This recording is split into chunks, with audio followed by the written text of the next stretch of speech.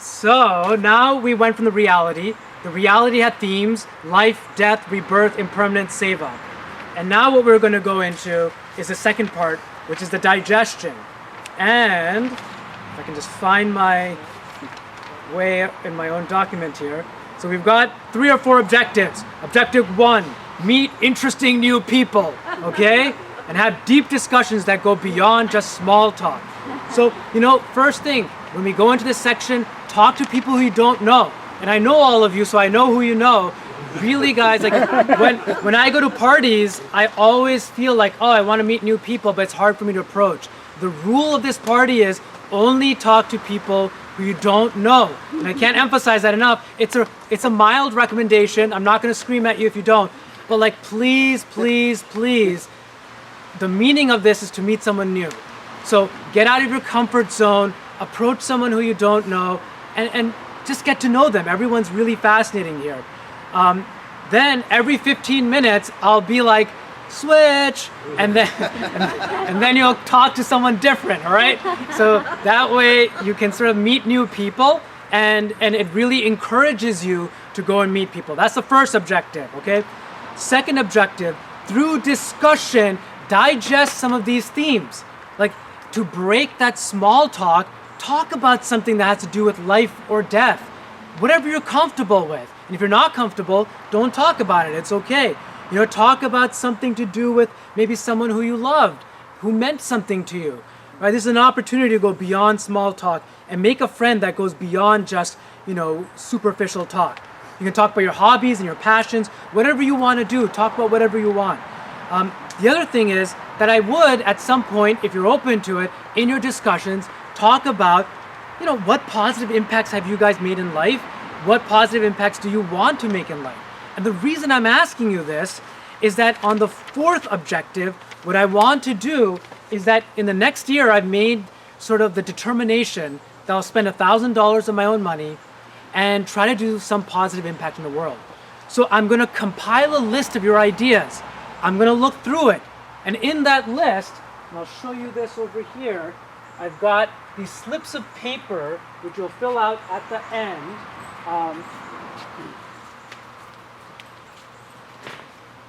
And on this slip of paper, at the end, and you don't have to do this, it's only if you feel comfortable, but you can say ideas to make a positive impact. And these may be things you've done, maybe your recommendations for what I can do. And then name is optional if you want to put your name on it. And do you want to collaborate?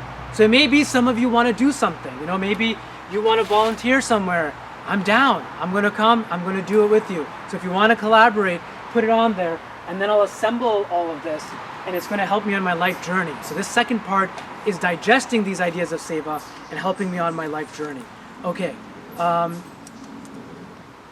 me just make sure. And so now the final part is, at the end of the 15 minutes, around like 10 minutes in, for those of you who feel comfortable, what's going to be wicked cool is if you apply henna. Now, henna, Meenakshi is going to describe this in a second, but I'll just give you like the basic overview here. The reason why I chose henna is that it's impermanent, right? It's like a tattoo, and it's impermanent, and so that connects to the themes of impermanence. And henna is also made from leaves, and so it sort of represents the earth. Let me just make sure I have all the other representations here. You can read the document too. There are a lot of symbolic stuff attached to everything. Okay, so at the end, like around 10 or 11 minutes into your conversation, should you want, you can take a packet of henna and you can apply a small henna tattoo to the person with whom you spoke, if they're comfortable. Okay? And then the idea is that by the end of it, you'll have spoken to 5-6 people and you'll have a design that represents your unique journey. Now, because I want to make sure your design doesn't look really bad, we've got 3 people here who are going to give you some, like pointers on how to make something aesthetic. And of course, it's up to the person who you're tattooing. If they're like, I just want circles on me, then you listen to that. So this is a collaborative discussion. Okay, so if you guys run out of things to talk about in 5 minutes, you can just do the henna tattoo. Okay, so we're going to have 3 people. First, Meenakshi will come up. She's going to talk about sort of, henna and Indian culture, like 5-minute just overview. And then Meenakshi also makes really great artwork with like little dots and stuff. And that could be like a way to motivate what you do. And then Endring is going to give like some ideas. He does like actual tattoos. And so he's going to give some ideas about his practice, and that may sort of motivate the things that we do. And then Patrick is going to give, who's back there, some ideas as well, because he's an artist and he does a lot of really great stuff. And so if you get confused while doing the henna, any of these three people, along with anyone else, my mom, can help. So okay, so Meenakshi, if you would. Nice. Oh, you come up here and. Want me to do camera too? If you don't mind, yep, totally up to you. Okay. Hi, I'm Meenakshi. From profession, I am a scientist, and I do a lot of lab testing for the people like you and the biotechs and pharma who develop drugs for us. So that's my professional life. In personal life, I'm mother of 2 kids, a wife of another scientist, and a daughter and brother and sister and cousins of a lot of other people at home. For me, henna represents earth, because this is something which produces something. We symbolizes earth as a mother. In Indian culture, mother is something which gives you something without asking anything in return. That's a universal truth. So we consider earth as our mother, and henna comes from the earth. It's a plant. When you apply it on your hand, the paste of it, it leaves a color without asking anything in return. By giving you that color, that leaves are dried off and thrown away. But it leaves an impact on you. So anybody, any person in your life comes and touch you, talk to you, meet you, live with you, always leave an impact on you. That's what the symbolism is. And in Indian culture for women, it is during wedding, we apply this henna and bride's hand to give her a beautiful hand, telling her that this is the hand which you are going to take with you to your new house and build it from scratch with your family, with your kids, with your parents, your in-laws, your cousins, your husband, and your new friends, new life, and new family. So that's what it represents to us, and it's beauty also. We use it as a symbol of beauty, but other than that, my thing out of it is something which leaves an impact on you. Is henna is a symbol of that thing. That's it. Thank you. And then do you have your artwork examples, or I can bring the one that you drew that's in the house. You can bring that too. I got some CDs and. Oh, cool. Do you want to? नहीं CD मतलब उसने बनाया है CD के. Yeah, on there. Yeah, it's So not. these are just extraordinary. They almost, to me, look like a biological thing. So you can see there's circles, big circles, small circles, and this could motivate what you put on someone's hand, because it's very simple. It's very simple to make a dot. So here's one example. These are just gorgeous examples of CDs with this dot sort of, thing. Here's another example. So, take a look at these. They're really gorgeous. Mandalas. Mandalas, yeah. Are these called? Is this artwork called something? Yeah, mandala. Oh, somebody's mandala. Okay, awesome. Okay, I thought it was like a. I see. Here's another one. Okay. This is a tea light holder. Tea light. And then these are the pouches, and then maybe towards the end, someone will tell you what to do with it. Mother.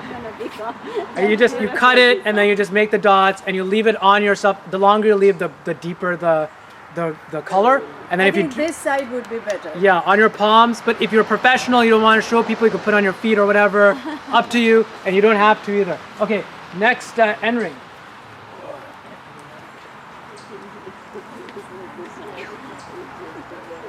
So I just wanted to discuss my experience in design work from the point of a tattoo artist, and in particular, I'm glad that this image is here because it really expresses kind of the spirit of henna, where it is really free form. And as you are doing a design with henna, you kind of just have to let the design flow as it feels right. When you think about the human body, everything is a shape. This deltoid, I believe this is a circle. And we have 2 circles here, and it comes down to a point. And our hand is a circle. And these are kind of the shapes that we want to flow with as we design. So, oh, can you turn that back on actually? So there's all sorts of imagery in henna that gets used as well. And you said that your grandmother loved nature, and you can even see that there's flower designs kind of through the henna. And it follows through the palm. There's a lot of curves. There's a lot of just natural flow to henna. But realistically, you can do whatever you want. Even if you want to do a smiley face, like that's absolutely fine. That's kind of the free nature of henna. I'm glad the mandalas are here as well, because on circle portions, building from the center outward and just kind of feeling it as you do it, it's just a wonderful art form. So that's all I got. That's beautiful. Thank you. And then also clap for Meenakshi. I think you forgot to clap. These are like really beautiful. And this is, I should say, so, Endring is like an amazing artist. I went to Joshua Tree on a conference and then hung out. And the way we're connected is that through Waltham family. I used to be a high school teacher, so it's just like it's such an honor. And Patrick, who will come next, is also someone who I met at Waltham High School, and now has become an amazing community leader and artist. Hello, my friends. I'm Patrick. That's Lucy running around you. If you feel free to ignore her. One thing that I'm noticing about her running around, and this reminds me very much of what your grandmother just said, is that somewhere, somehow, you don't have a dog, but she found a tennis ball. And she always does, no matter where we are. That girl will find joy no matter where she is. So I take that lesson from her. I watch her anytime I'm down. Happy dog for perspective.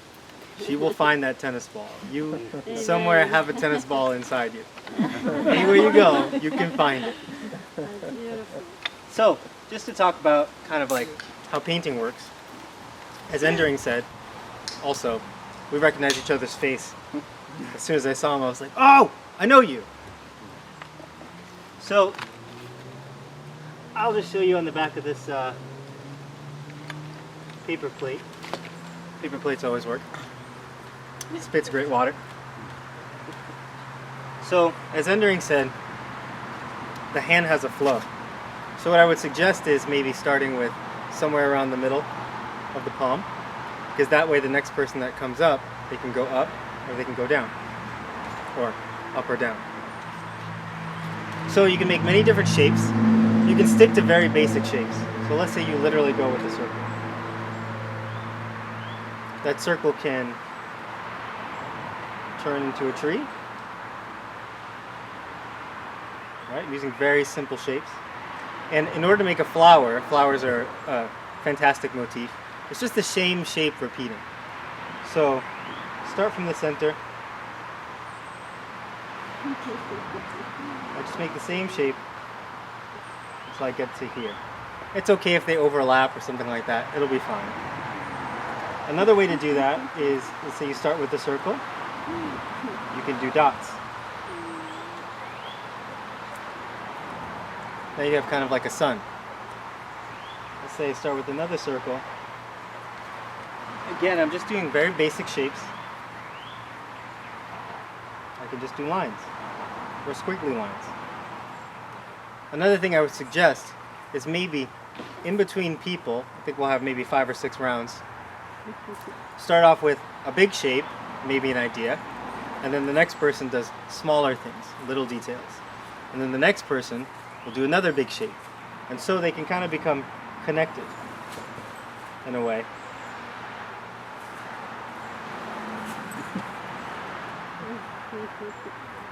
And I can do lines. She does that to me all the time. That's my second banana. In case I'm boring anyone, she's the best. So, that's one way of doing it. Traditional henna, I'll show you a few other shapes that you can make. So, let's say we start, the other thing is you can go up or down, you can also just radiate out. So, if I start with this circle, and I do lines, then I can do another circle around it, and maybe do squiggly lines.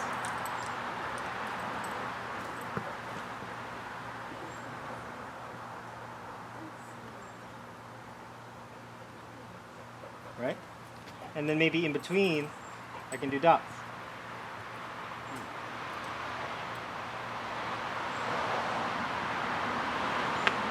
And then maybe I'll do triangles. Maybe big triangles. And you see, as long as you radiate outwards, pretty much, no matter what you do, it will probably be beautiful. So I just repeat the shape over and over again. Really simple, right? And if you want, you can start another little center, and then the next person starts radiating out from there. Right? Enjoy yourself, be yourself, don't think too much about it, and then just go for it. Let's say when you cut the bag, cut it as small as you can and kind of test it out, and then cut it a little bit bigger from there. The smaller it comes out, the more control you'll have. Okay? Enjoy yourselves. I can't wait to get a tattoo today. That's super exciting. Thanks, Great. All right. Thank you, everybody. So the bags of henna are here. I'll put a scissor in here. You just cut the little corner. Ask Patrick, ask my mom, ask Meenakshi, and I bet a whole bunch of other people know how to do it too. And try to meet new people, and I'll let you know in 15 minutes when you can try to circulate a little bit. Raise your hand if you're panicking. I'll be right over. Nice. Say how that henna is made?